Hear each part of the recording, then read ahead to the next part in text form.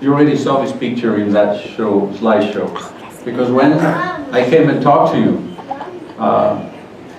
okay, I do look different, but it's kind of fun to see that Dr. Morton also, although he was a little late with his title, but you know, kind of you see the same people coming and going all the time. So that actually brought me to say, what was I doing? And I decided to sort of take you along, sort of retrospective view of what has been my professional life for the last 40 years, more or less. And I just rank things. I like numbers. I'm a quantitative guy. So I show my involvement in things on a scale from 0 to 3, or 1 to 3. So first of all, I was a mass spec guy. You know, was fancy machines that can analyze things and give you all the answers. That's actually what I started doing it from when I was still a medical student in 1980. In fact, I published a paper in 1984 on the topic, although these names now looks pretty arcane. I also was an organic acid guy. Back in 1980, I was in Italy and nobody was doing it. But that was one of the sort of wishes of my department chair, who sent me to the lab, and I never left. And those were fun days. You know, there are people like Mike Bennett, Steve Goodman. It was a very collegial, friendly environment. Hey, Jerry. And so that really was a time when we're finding all these new things and improving the way we're diagnosing conditions. But those were the days where there was no pneumo screening. Basically, things started when a first acute episode was happening. And so it was not an easy thing to do.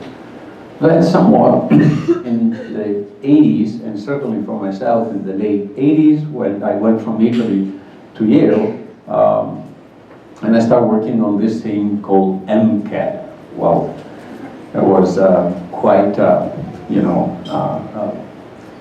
pretty amazing story. And of course, we quickly realized that there was a complete link and parallel course with sudden death.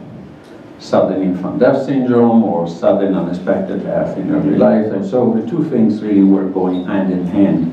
When you know that, many of you unfortunately know that the first episode of acute decompensation can lead to sudden death in anywhere between a third to half of the cases. That was, let me just say, different from organic acidemia. It was a bit of a contentious field. Not everybody was getting along. My mentor, Kei Tanaka, had mortal enemies everywhere. I don't know why, but so you have to be careful who you talk to, and you know, meetings sometimes were kind of fights. And that anyway, but what you see now, then I started doing pneumo screening. And pneumo screening, man, if that was fatty acid oxidation was contentious, pneumo screening was actually much worse. A lot of conflicted interest, you know, all sort of things happening, so it was never a friendly environment. And then you will see lately, I decided that I actually want to do something else with my work, and I went to software development, and that's what I will tell you about. So 2002 was pretty much there, and it's fair to say that my focus was fatty acid oxidation disorders and pneumo screening. If you look back at what was actually in the lay media, you were seeing really an amazing collection of papers. This actually was a publication. This was one of the first ones, was in US World News Report, the little used Newborn test. Now, that made me, this is a slide I use actually one of the meeting of American College of Medical Genetics, where I was telling my colleagues that awareness in the general public and attention given by the media to this issue are mounting, and soon there will be a sweeping demand for changes in screening program, because nobody was screening for fatty acid oxidation disorders or organic acidemias. And so I postulated to my colleagues that we as geneticists are better to be prepared to deal with the sorting of disorders, meaning the kids, not just what condition, but what state. There was an article in a Washington newspaper that says the fate of your child depends on which side of the Potomac River you're born. That doesn't sound right. But that's really the reality. In fact, this is a plot that shows how many states were screening for how many conditions. And see, in the year 2000, 100% of US babies were actually, we're talking about mandated screening. There were certainly some level of activities in a number of places. But you can see. Can I go ahead? Thank you. You see, in 2000, nobody was doing this stuff. There was this article in Science in 2001 that actually it's really something very close to home. You see the child had LCHED. The child dies suddenly. The child was the niece of one of my techs. The gentleman on the right is her brother, and she came screaming in my office telling me about Nora's died. Okay, and then you start asking some questions, and unfortunately you see the science. This is retrospective analysis. California has an amazing system for keeping everything in an ideal storage situation.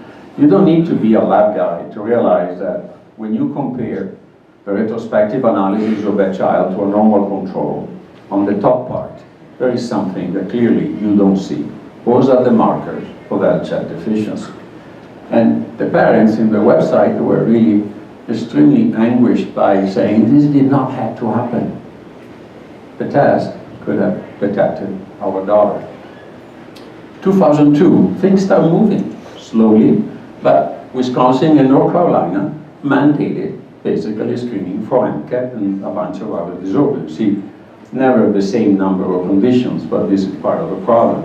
I actually found this old slide from 2002 and shows how many cases of amino acid disorder, fatty acid oxidation disorders, and organic acidemia disorders were diagnosed in our lab per year. We are busy that. But if you take 2002, you see the proportion of cases actually picked up by newborn screening. Very few. Fatty acid oxidation disorders actually was the best, with a quarter of the cases, more or less. Things to know about newborn screening, 4 million plus babies are born in the United States every year. And the vast majority, when there are no perinatal problem or complication, that's really the first encounter with a laboratory test. The fact is that awareness of parents is often limited. My own daughter-in-law said, that's a classic story. I told her all about newborn screening, and she said, yeah, you're beginning to have contractions and somebody come and give you a pamphlet. Give me a break. I mean, that's not really, to say you're in the receptive mode at that moment. And so they're really totally unprepared when something not normal happens. So another way to look at this, what could happen? Well, that's majority of cases normal. But then the other outcome, and I'm talking about only metabolic disorders detected by MSMS, well, there are the true positives. This is why you do newborn screening. About, in the United States, 2,500 cases, more or less. It really varies from state to state. So 0.05% have an abnormal result that is actually a true positive. So that's the life-saving situation. That's the bright side of the moon. But there is a dark side of the moon, which is 10 times bigger. And so I'm here to tell you that after 2002, yes, I left you. I started working for somebody else. I started working for the people that shouldn't have to Google Organic Acidemia Association, shouldn't have to Google fatty acid oxidation disorders, because they don't have it. And yet, you throw a massive monkey wrench in the fragile time that is after a baby is born. So, positive predictive value of 10%. 1 in 10 is real. Okay, 9 are scared for life for nothing. So that's where I decided to go. I decided those people, believe it or not, and believe me, I do love you, I love them more. I want them to keep them safe and untouched by the negative consequences for newborn screening. I call it the dark side of newborn screening because there is this vicious cycle of asking for a second sample, a third, a fourth. I've seen kids tested 6 times, just somehow hoping things go away. It's amazing how much disruption we bring to the care of the most vulnerable babies, the preemies, the 500 grams daily, the 1 pound babies. They have to have this large amount of testing, which is often not just a repeat sample, for nothing. They're trying to stay alive. And yet, some need to be transfused after you have drawn all the blood samples they needed for confirmatory testing. They should have been done in the first place. That makes my blood boil. They go to VR, go to the hospital, they do confirmatory testing. Again, we're not here to talk about money, but money is certainly a factor here. And then they go see specialists. They go to see Dr. Berry, Dr. Gokling, Dr. Venditti. And they always ask for somebody that can give them a better answer. And the disruption of working parent schedule, of course a mother is in maternity leave, but you really want to spend half of it worrying sick and going to doctors, to appointments? That's insane. So, and of course, the extended family, the grandparents, the uncles and aunts and everybody, oh my God, something's wrong with the baby. And you know, 9 out of 10, nothing is wrong with that baby. It's a shame, if you ask me. Even healthcare providers. Now, it's not about what you guys know, but there are other disorders there, lysosomal disorders. So it's 10 times worse. The positive predictive value for some of the lysosomal disorders is 1%. So that means 100 times you call it a normal, 99 times is irrelevant. And then Google one of those diseases. Believe me, you really want to look for an unpleasant experience, just do that. Google Krabbe disease. And then there is the dark side, the darkest side, the false negatives, which, by the way, nobody, except the state of California, nobody wants to talk about. The kids that were missed by screening.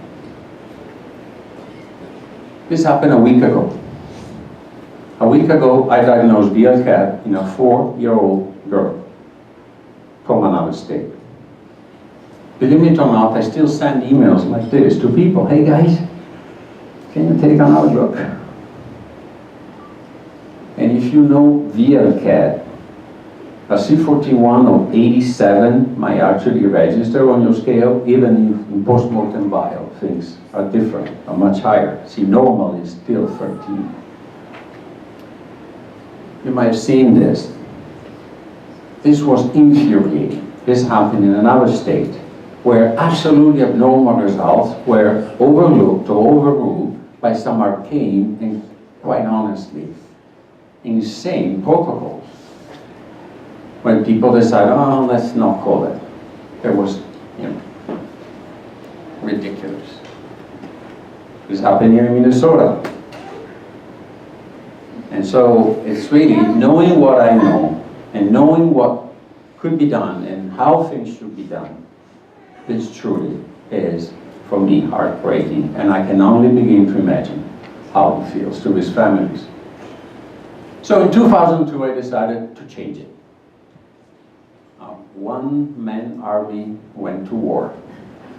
But I'm a tough warrior. And I wanted to achieve uniformity of testing. I say, enough of this nonsense. Oh, I don't do that. I don't do that. Yeah, tell the families. Sorry, we decided not to do your disease. Bad luck. I really wanted to crash the false positives. I wanted to get rid of them. And I really wanted to develop ways, technically, that can actually improve the performance of the initial screening.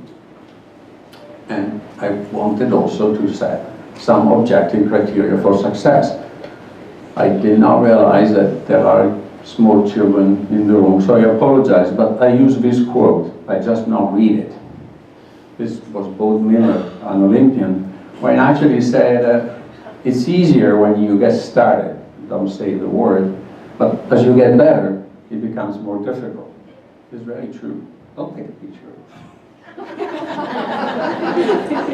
So in 2006, actually, I came up with some objective criteria. I said, okay, detection rate. But the most important thing that I wanted to make sure, and I tell you, there are people who still don't agree with this. They said, any additional patient contact, if you ask even for a repeat sample, you break the glass. You raise the concern. You reach the awareness of that family. I call it the Google syndrome. Because you Google it, and you start reading things that can scare you, and there is absolutely no reason for you to be scared. And the positive predictive value, I can call it the batting average. Of 10, 100 you call, how many are real? And that defines how well you're doing what you're doing. So I actually, the initial goals, remember the first step, the early steps, I actually tried to simply double. I wanted to cut in half the false positive rate and bring it below 0.3%. You see the national average still is around 0.5. And the positive predictive value should be at least 20%. Means if you make 10 calls, 2 should be real. So you double what is pretty much the status quo.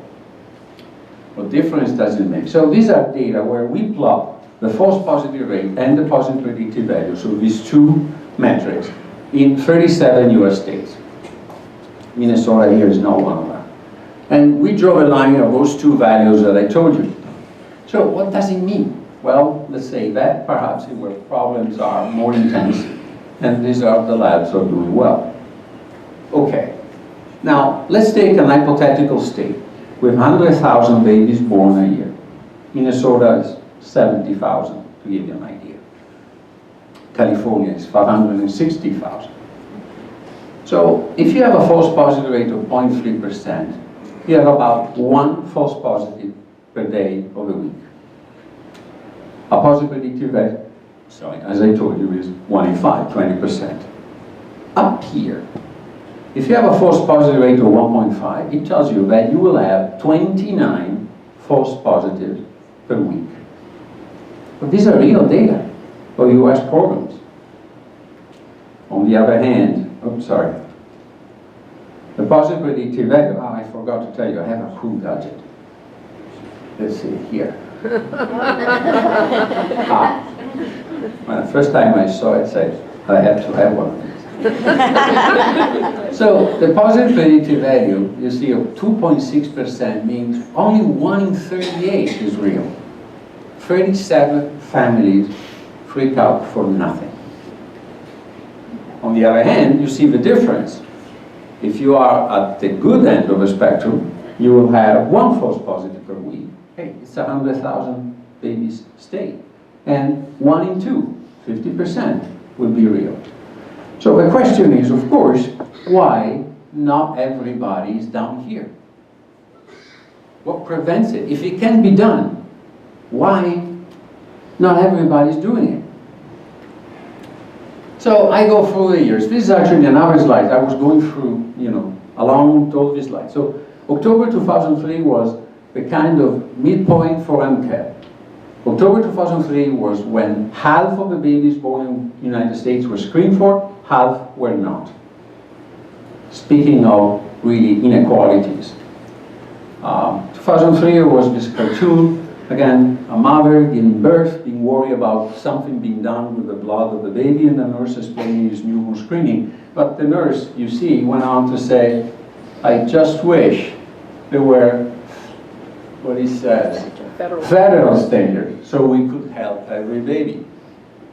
So you know that you're working on something important if you see it in the Sunday cartoons, something about it. 2004, I have some sort of highlights, but let me go through. Here is actually the point where it really, again, not just MCAT, but for everything, half and half. the little flag there shows where Minnesota was. So Minnesota was in flight.